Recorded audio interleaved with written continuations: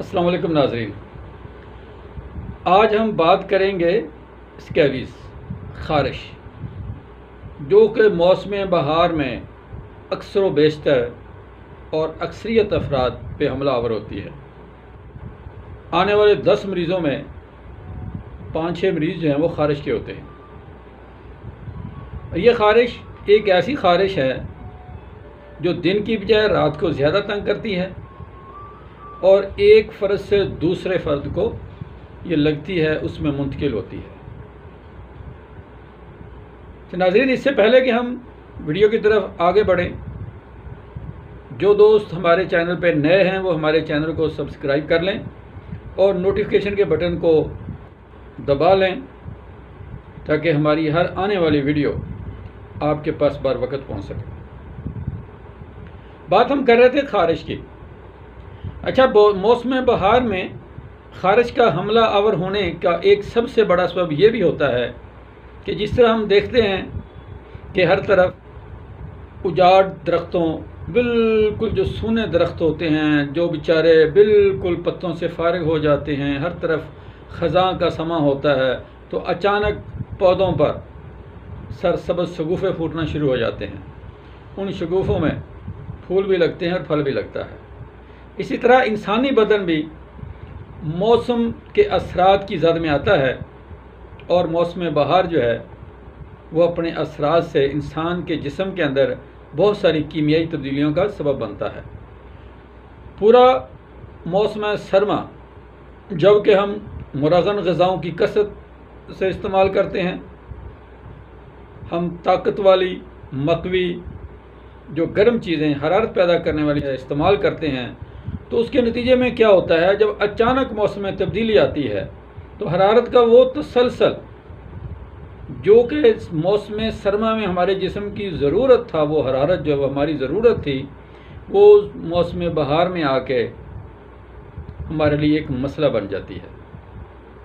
हमारे पुराने अतिब्बा जो माहिर समझदार होते थे, वो बदलते मौसम में ख़ास कर ख़ज़ां से बहार में आते हुए अपने मरीज़ों को, अपने मिलने वालों को जुलाब, जिसे हम मसल कहते हैं, वो ज़रूर दिया करते थे। उससे ये होता था कि आपके जिस्म से मौसम की मुनासबत से जो पुरानी चीज़ें, गैर ज़रूरी अज्जा कह लें, जो भी स्टोरेज होता था, मादे कह लें, जहरीले मादे, जो भी ऐसी चीज़ें जो आपकी बदनी ज़रूरत नहीं रही और वो फजूल आपके जिस्म में जमा है, उनका अखराज हो जाता था।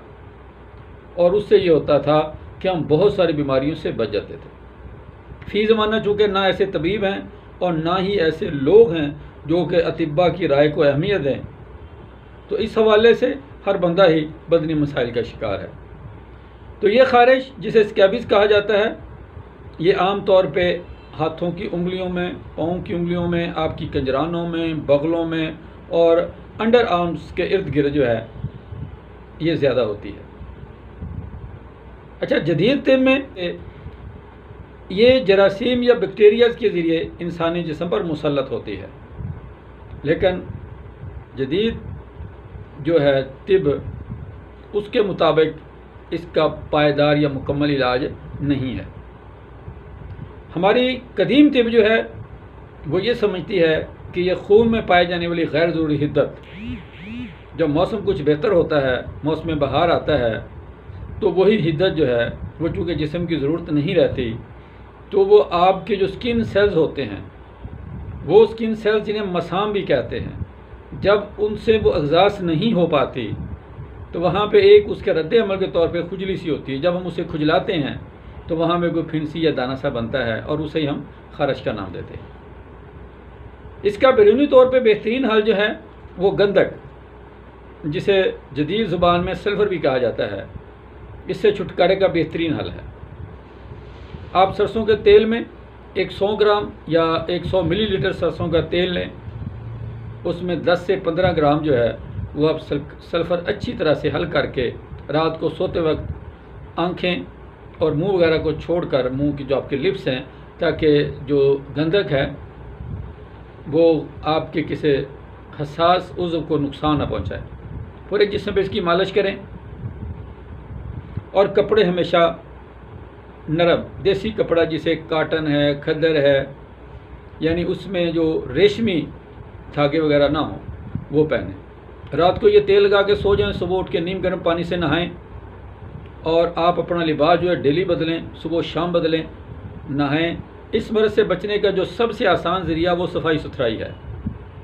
खुदा न खास्ता अगर आप इस खारिश में मुब्तला हैं तो दूसरों से अलग थलग बैठें, अपना बिस्तर अलग रखें, अपनी बैठने की जगह भी अलग रखें, क्योंकि ये एक बंदे से दूसरे बंदे में मुंतकिल भी हो सकता है। ये जदीद तिब का नज़रिया है, लेकिन कदीम तिब यही कहती है कि अगर आपके जिस्म के अंदर इस मर्ज़ को कबूल करने की कोई सलाहियत है, कोई हिद्दत है, तो तभी ये आप पे हमलावर होगी। अगर आपका दिफाई निज़ाम मजबूत है, अगर आपके अंदर, आपके खून के अंदर गैर ज़रूरी हिद्दत नहीं है, तो फिर ये आपको तंग नहीं करेगी।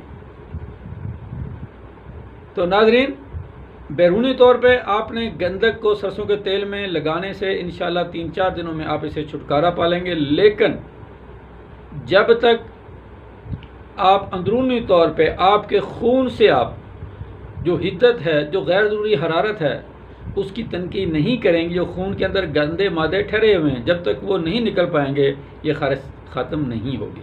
उसके लिए कासनी के बीज, शातरा, धमासा और उनाब, ये अब हम वज़न ले लें। रात को इनको मतलब है आप इस तरह करें, 3-4 उनाब हों, पिसा हुआ धमासा, शातरा और कासनी के बीज, 1 चम्मच वो 1 गिलास पानी में भिगोएं। इनको आप सारी रात भीगा रहने दें। सुबह इसको मल छान के नतारें, और जिसे हम शरबत नीलूफर भी कहते हैं, उसके 2 चम्मच मिला के ये निहार मुँह पी लें। और उसके बाद 1.5-2 घंटे के बाद आप नाश्ता करें। नाश्ते में हल्की ग़िज़ा रखें और ऐसी ग़िज़ाएँ ज़्यादा इस्तेमाल करें जिनमें गंधक पाई जाती है कुदरती तौर पे। ऐसी ग़िज़ाओं में मछली है, अंडा है, बंद गोभी है, प्याज है, इंजीर है, खजूर है, इसका ज़्यादा इस्तेमाल करें।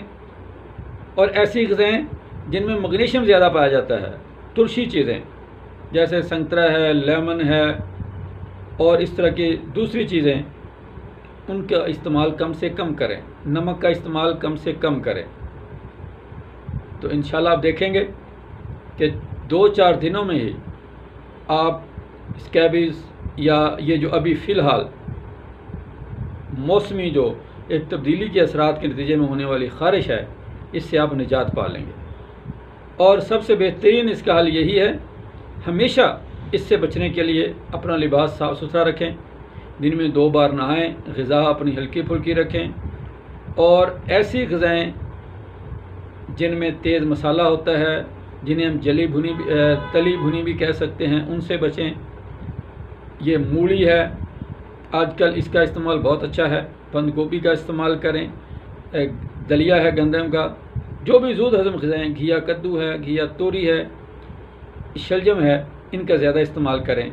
तो इंशाल्लाह आप देखेंगे हफ़्ते 10 दिनों में आप इससे निजात भी पा लेंगे। नाज़रीन, आज इतना ही, इंशाल्लाह।